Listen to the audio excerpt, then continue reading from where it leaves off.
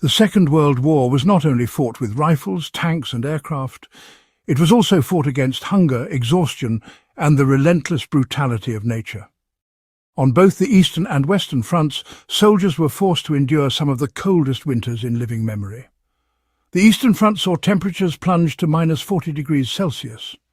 In the Ardennes, during the Battle of the Bulge, American soldiers crouched in frozen foxholes for days, unable to light fires for fear of exposing their positions. Frostbite was rampant, rations froze solid, and men longed for even a cup of hot water to thaw their bodies and raise their spirits. War diaries, letters and post-war testimonies all tell the same story. Warmth and food were as vital as ammunition. Without them, soldiers grew weak, morale collapsed, and entire units could falter. Yet, in the middle of these desperate conditions, soldiers improvised. They built a stove crafted not from military supply chains, but from the simplest scrap available on the battlefield. It became known among soldiers as their secret stove. Official rations often included canned meat, soups and beans, but in winter these rations turned into blocks of ice, impossible to eat without heat. Standard campfires were too dangerous near the front lines. Their smoke could betray positions and their glow could draw enemy fire. Soldiers needed a way to heat food discreetly with almost no resources. The solution emerged from discarded tin cans, the very containers that once held their rations. With nothing more than a pocket knife, a bayonet or a nail, soldiers punctured holes into the sides of empty cans, creating crude ventilation. They packed the inside with twigs, shreds of paper, candle wax or pieces of fuel tablets if they were lucky enough to have them. When lit, the can concentrated the flame inside a shielded chamber, producing heat with minimal smoke or light. You know, this tiny stove had enormous impact. It could heat a mess tin of coffee in just a few minutes, thaw frozen food, and even dry wet socks if you held them carefully above the flame. But most importantly, it was small, quiet, and easy to conceal. Soldiers could carry it with them or, well, rebuild one wherever they set up a temporary position. Improvisation was absolutely the hallmark of survival during the Second World War. The secret stove wasn't issued in any military manual, but it spread rapidly among soldiers who observed, copied and then refined the idea. Each version was just a bit different. Some made double-can stoves, popping one tin inside another to create a sort of chimney effect. Others cut flaps in the sides to control airflow, or fashioned makeshift grates from barbed wire. The materials were always local, scavenged and repurposed. Empty food tins were plentiful in every camp. Wood shavings could be taken from broken crates. Even used cartridges or shrapnel fragments were pressed into service to support the cans or regulate the flame. Nothing was wasted because, well, waste meant weakness. The genius of the stove lay in its simplicity. It was, you know, a device any soldier could construct in just a few minutes with no instructions out of whatever was at hand. In doing so, it really reflects the broader truth of wartime ingenuity. Necessity turned ordinary men into inventors, their survival depending on resourcefulness as much as, well, bravery.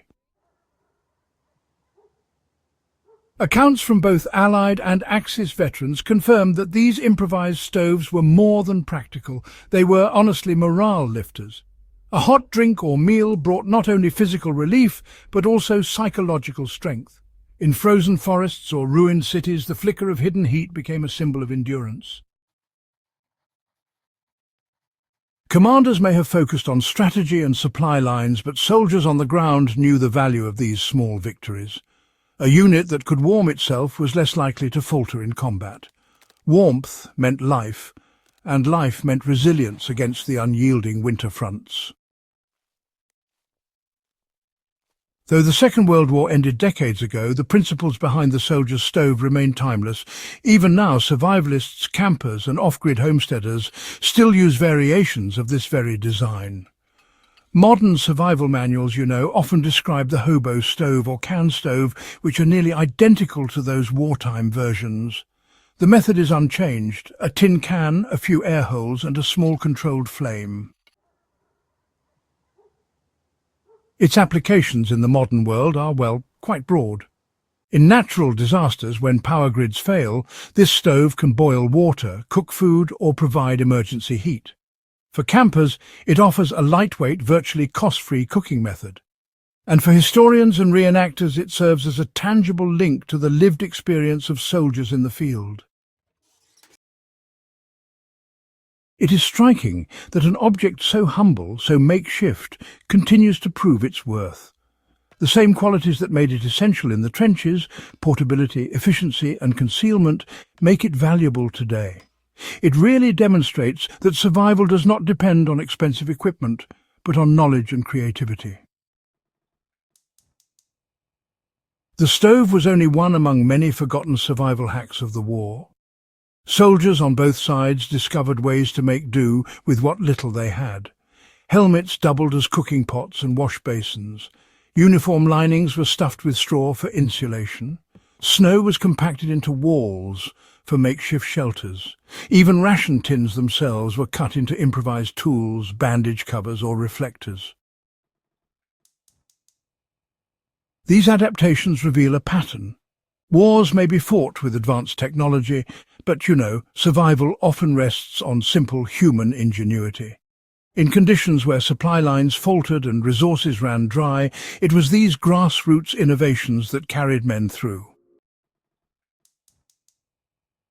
The secret stove is a small object with a large lesson.